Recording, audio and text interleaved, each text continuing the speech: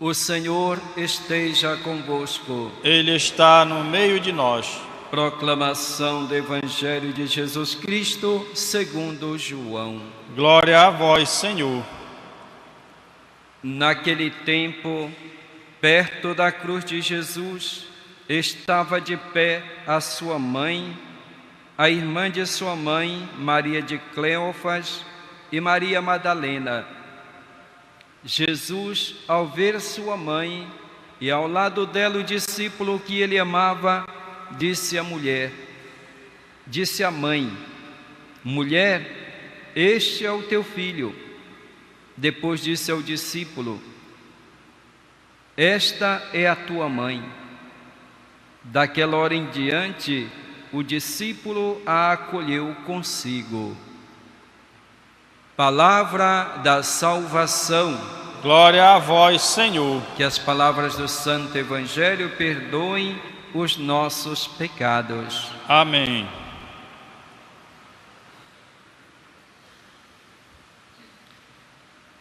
Depois de termos celebrado com alegria a festa de Pentecostes, no dia de ontem, hoje nós iniciamos o tempo comum, porque com a celebração de Pentecostes nós encerramos o tempo da Páscoa e hoje retomamos o tempo comum, e nós o retomamos sob a proteção da Virgem Maria, a nossa mãe, celebrando esta memória de Maria, mãe da Igreja, que a partir de hoje será celebrada toda segunda-feira após Pentecostes. Este decreto que institui esta memória de Maria, mãe da Igreja, foi publicado no dia 3 de março pela Congregação do Culto Divino e da Disciplina dos Sacramentos. Então o Papa Francisco determinou assim que a memória da bem-aventurada Virgem, Mãe da Igreja, seja celebrada sempre nesta segunda-feira após Pentecostes. E o motivo desta celebração está descrito no próprio decreto chamado Ecclesia Mater, e diz o decreto: para favorecer o crescimento do sentido materno da Igreja nos pastores, nos religiosos, nos fiéis, como também da genuína piedade mariana.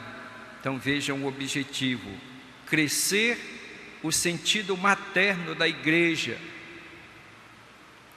aos pastores, nos religiosos, nos fiéis, enfim, em todos nós, discípulos, discípulas de Jesus Cristo, para que cresça em nós a consciência, o sentido da maternidade da Igreja. Nós somos filhos da Igreja. Maria é a mãe da Igreja. E esta celebração ajudará a lembrar que a vida cristã, para crescer, diz ainda o decreto, deve ser ancorada ou fundamentada no mistério da cruz, da oblação de Cristo no convite eucarístico e na Virgem oferente, Mãe do Redentor e dos redimidos. Então tenhamos sempre presente esta mensagem, esta lembrança. Para crescermos na vida cristã, devemos ter sempre presente, nos fundamentarmos na cruz de Cristo.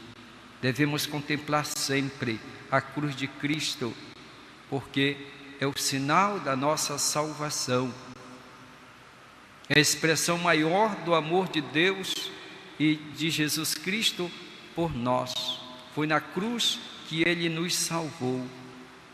E também na sua oblação Na Eucaristia que nós celebramos, o sacrifício de Cristo se torna presente e Ele continua a oferecer-se pela salvação da humanidade. E a Virgem Maria, aquela que ofereceu a sua vida a Deus, para que Ele realizasse o seu plano de salvação. Ela que ofereceu o seu Filho a Deus. E ela, portanto, se torna para nós um exemplo de oblação, de doação, de entrega ao Pai.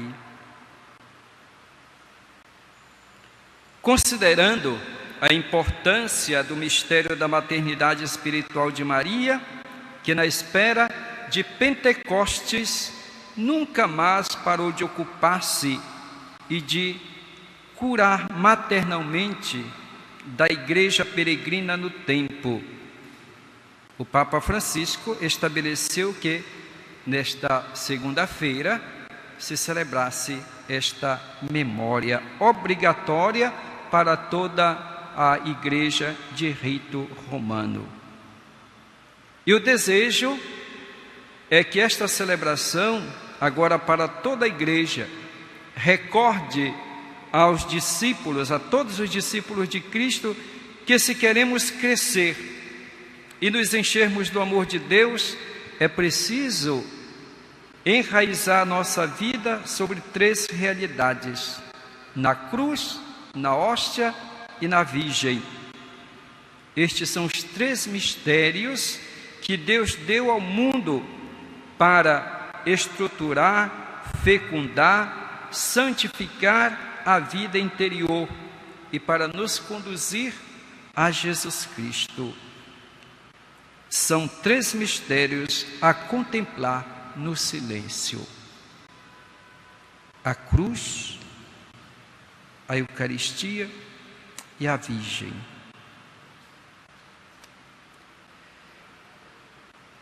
A feliz veneração em honra à Mãe de Deus da Igreja contemporânea, à luz das reflexões sobre o mistério de Cristo e sobre a sua própria natureza, não poderia esquecer aquela figura de mulher, a Virgem Maria, que é a Mãe de Cristo e com ele, Mãe da Igreja. Diz ainda este documento, este decreto, nos fazendo refletir sobre a espiritualidade deste título de Maria, Mãe da Igreja. Diz que, de certa forma, este fato já estava presente no modo próprio de sentir eclesial a partir das palavras de Santo Agostinho e de São Leão Magno. Santo Agostinho diz que Maria é a mãe dos membros de Cristo porque cooperou com a sua caridade ao renascimento dos fiéis na Igreja. E São Leão Magno diz que o nascimento da cabeça é também o nascimento do corpo, o que indica que Maria, ao mesmo tempo, Mãe de Cristo, Mãe de Deus, Mãe dos membros do seu corpo místico, isto é, da Igreja. Maria, Mãe de Jesus. Jesus é a cabeça da Igreja, nós somos os membros da Igreja. A cabeça não é separada do corpo, dos membros. Por isso, se Maria é a Mãe de Jesus, que é a cabeça da Igreja, ela se torna a Mãe de toda a Igreja, a Mãe de todos nós, que estamos inseridos em Cristo, que vivemos em Cristo. Estas considerações derivam da maternidade divina de Maria e da sua íntima união à obra do Redentor, que culminou na hora da cruz, como nós ouvimos no Evangelho há pouco. A mãe que estava junto à cruz aceitou o testamento do amor do seu filho e acolheu todos os homens, personificados do discípulo amado que estava aos pés da cruz, como filhos a regenerar a vida divina, tornando-se a amorosa mãe da igreja que Cristo gerou na cruz, dando o Espírito. João, aos pés da cruz, representava todos os discípulos de Jesus de todos os tempos. E Jesus deu a Maria toda a humanidade para que ela fosse mãe. Entregou nas mãos de sua mãe os seus discípulos de todos os tempos, todos aqueles que formam a igreja, que acreditam nele. E assim Maria se tornou a mãe de todos nós, na pessoa do discípulo amado que estava aos pés da cruz. Por sua vez, o discípulo amado, no discípulo amado, Cristo elegeu todos os discípulos como herdeiros do seu amor para com a mãe, confiando a eles para que estes a acolhessem com amor filial. Nós acolhemos também a Virgem Maria. Jesus disse: eis aí a tua mãe. João acolheu Maria na sua casa. Nós também acolhemos a Virgem Maria na nossa vida, na nossa casa, na nossa caminhada. E ela, que cuidou de Jesus, ela cuida também de cada um de nós, para nos conduzir para o próprio Jesus, o seu Filho. Maria, a mãe que nos conduz, ela é a mãe que nos encaminha para o seu Filho Jesus. Maria é aquela que está presente na igreja, para que a igreja seja fiel à sua missão, para que a igreja possa corresponder às expectativas, à missão que o próprio Jesus lhe confiou. Dedicada à guia da igreja nascente, Maria iniciou, portanto, a própria missão terrena já no cenáculo, rezando com os apóstolos na expectativa da vinda do Espírito Santo. Os discípulos que ficaram à espera do Espírito Santo estavam reunidos no cenáculo, e no meio deles estava Maria, a mãe de Jesus, rezando com eles, à espera deste dom. A igreja, que nascia a partir de Pentecostes, estava reunida com Maria. Maria está presente no início da igreja. Ao longo dos séculos, por este modo de sentir, a piedade cristã honrou Maria com os títulos, de certo modo equivalentes à mãe dos discípulos, dos fiéis, dos crentes, de todos aqueles que renascem em Cristo, e também mãe da igreja, como aparece nos textos dos autores espirituais, assim como no magistério do Papa Bento XIV e Leão XIII.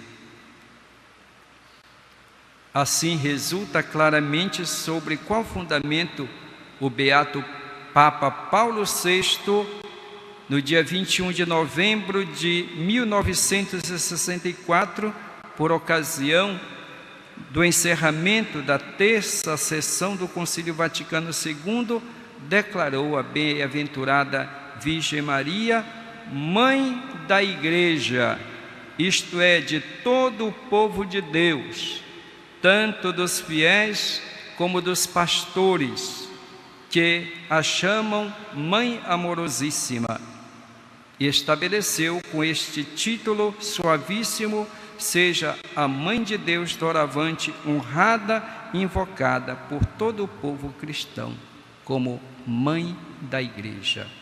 E assim que nós a invocamos e colocamos sob o seu patrocínio a Igreja e cada um de nós. Que a Virgem Maria, a Mãe da Igreja, continue intercedendo por todos nós, por toda a Igreja, e continue cuidando do povo de Deus, para que seja fiel à sua vocação, para que sejamos todos nós discípulos missionários do seu Filho Jesus. E como ela foi fiel à sua missão, foi fiel ao seu Filho Jesus, sejamos todos nós fiéis à nossa vocação, para juntos construirmos a Igreja de Jesus Cristo e tendo-a como a nossa mãe amorosíssima. Louvado seja nosso Senhor Jesus Cristo. Para sempre seja louvado.